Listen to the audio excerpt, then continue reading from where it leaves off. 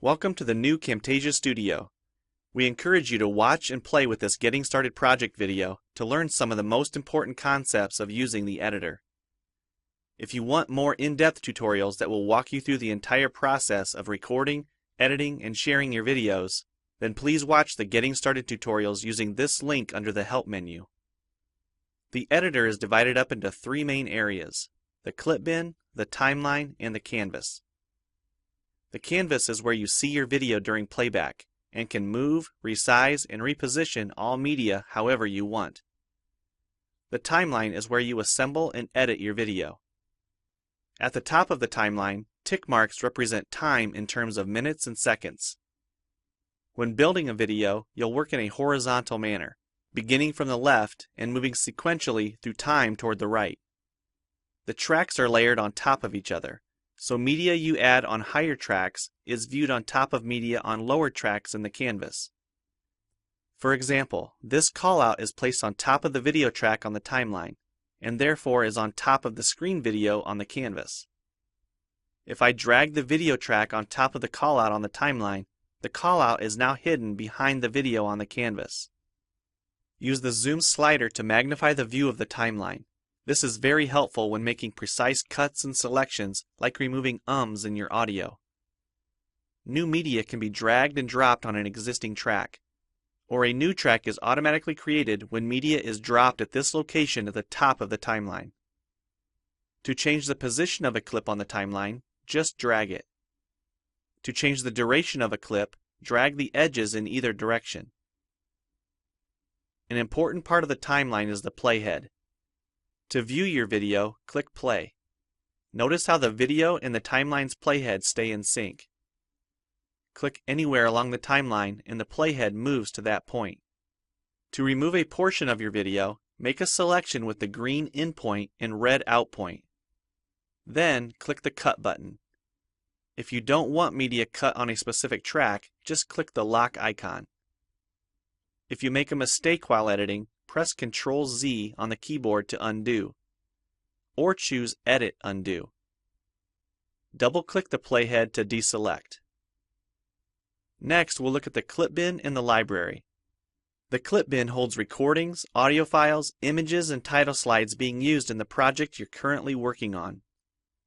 The library stores video clips, intros, callouts, title slides, and other media assets you want to use from project to project. It is pre-populated with professional content you can use in your videos.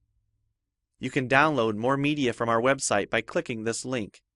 You'll find a lot more music, callouts, and animated titles to use in your projects, and it's all free. Once you find something you like this callout for example, just drag it to a track on the timeline and resize and reposition it as needed. Double-click the callout on the canvas to open the Callouts tab and edit the text, or change any of the text properties like color or size. You can find a number of other callouts to use in your projects by expanding the Shapes menu. You've probably noticed the video zooming in and out at times, for example here when it's zooming into the timeline. To learn more about adding and customizing zoom and pan animations to your video, check out the other Getting Started tutorials on our website. We've talked about some of the tabs already, but be sure to explore the others for adding and editing special effects. If they don't all show up as tabs, click on the More tab to explore others, like the speech-to-text capabilities and captions, and the improved quizzing. Also, transitions can now be dragged directly to the timeline and added on top of clips. So we've shown a few ways you can navigate and edit your video. But how do you get content into your video? To make a new screen recording, click the Record the Screen button. If you already have an audio or video recording you'd like to use, click the Import Media button. When you're done with your video project, you'll need to click the Produce and Share button to create a shareable video. Expand this menu to see a variety of presets. We have a new video player that plays back your MP4 video and includes other interactive features like table of contents, closed captions, quizzes, and even hotspots. These features are available when hosting your video on TechSmithScreencast.com or the video and player on your own web server. This player provides playback on multiple devices with just one video, whether it's a phone, tablet, laptop, or desktop computer. Well, it's time for you to try Camtasia Studio for yourself using the content on the timeline, or better yet, create your own. We have lots of free tutorials on our website, and I recommend you begin with the Getting Started series. Also, the help file inside Camtasia Studio tells you how to use each of the Camtasia Studio features and applications.